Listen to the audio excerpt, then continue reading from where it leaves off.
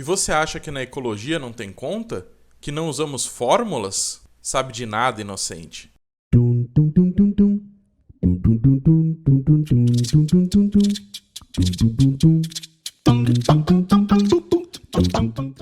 Bem-vindo, alunos e curiosos de plantão. Meu nome é Tarek e hoje nós vamos falar sobre a dinâmica de comunidades. Inicialmente, vamos esclarecer o que é uma comunidade, não é? A comunidade na ecologia é um conjunto de populações vivendo em um mesmo ambiente. Simples assim. Não podemos confundir com comunidades em sociologia ou antropologia, que têm um significado um pouco diferente disso.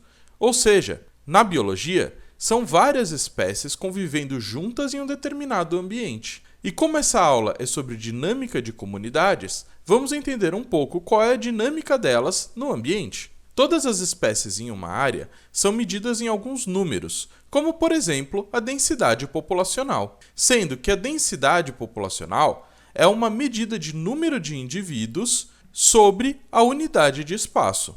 Como quando nós falamos 100 habitantes por metros quadrados em um determinado local. Isso é uma densidade populacional. Na natureza, também aplicamos essa medida para poder avaliar se algum ambiente está bem populado de uma determinada espécie ou se essa espécie está com alguma deficiência no local. O acompanhamento desse número ao longo do tempo e comparações com a densidade de outras espécies, por exemplo, podem nos dar indícios de quais interações estão acontecendo entre as populações daquela comunidade. Para além disso, a densidade de uma população pode também estar relacionada com alguns outros fatores que precisam ser mencionados, como a taxa de nascimento, que é a quantidade de indivíduos nascendo em um determinado local em um espaço de tempo, e a taxa de imigração, que é quando os indivíduos vêm de outras regiões para ocupar aquele espaço. Ambas essas taxas fazem com que uma comunidade ou população cresça de tamanho.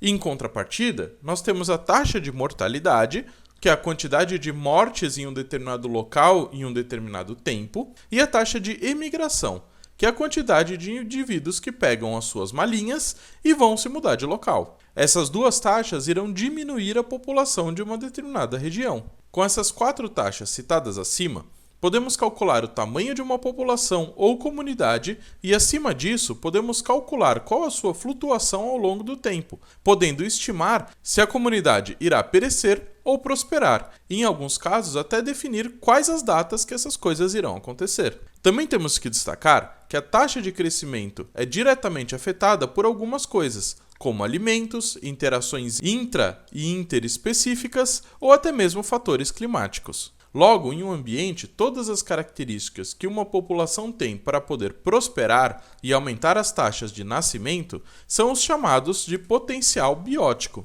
que é, em essência, as condições ideais para que essa espécie não pare de crescer. Em teoria, se um animal tem um potencial biótico alto, sua população cresce mais rápido e não para de crescer até que ele encontre um limitante. Esse limitante se chama resistência do meio, que são as dificuldades impostas pelo meio para que um animal não consiga mais crescer. Ela é um contraponto ao potencial biótico e serve para regular algumas populações em um determinado local, como temperatura, pH, salinidade, minerais ou até mesmo a relação dessa espécie com outras espécies dentro de uma comunidade. Por exemplo, a predação e a herbivoria são um fator limitante. O oxigênio na água também é um fator limitante. Falta de minerais no solo, excesso de chuva ou a falta de chuva também são fatores que vão impedir um possível desenvolvimento ou proliferação desordenada de uma determinada espécie dentro de uma comunidade. Então podemos dizer que a resistência ambiental delimita uma faixa de condições reais de vida para que os organismos vivam, dando então uma capacidade de suporte que equilibra o desenvolvimento dos seres vivos, impedindo o seu crescimento exponencial e descontrolado. Então, a definição de capacidade de suporte é o nível de utilização dos recursos naturais de um sistema ambiental ou um ecossistema pode suportar, garantindo a sustentabilidade e a conservação de tais recursos e o respeito dos padrões de qualidade ambiental. Isso é tão importante que, para podermos pensar em preservar uma área ou fazer manutenção de uma determinada área, temos que entender principalmente a capacidade de suporte desse ambiente, para poder então tomar medidas assertivas em um determinado local. Agora, supondo que uma área seja devastada e comece do zero, como uma queimada ou um desmatamento, como poderíamos fazer para determinar todas as coisas que eu comentei nesse vídeo? Bom, aí teríamos que entender como funciona o processo de sucessão biológica.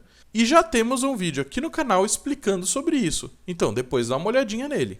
Podemos dizer então hoje que nós aprendemos os seguintes termos: densidade populacional e como fazemos para calculá-la, potencial biótico e resistência do meio e as suas características e, por fim, a capacidade de suporte. Não se esqueçam de curtir e compartilhar o vídeo e que toda quarta temos uma nova videoaula de biologia e todo domingo temos uma aula de curiosidades aqui no canal. Eu espero que vocês tenham gostado do vídeo. Muito obrigado!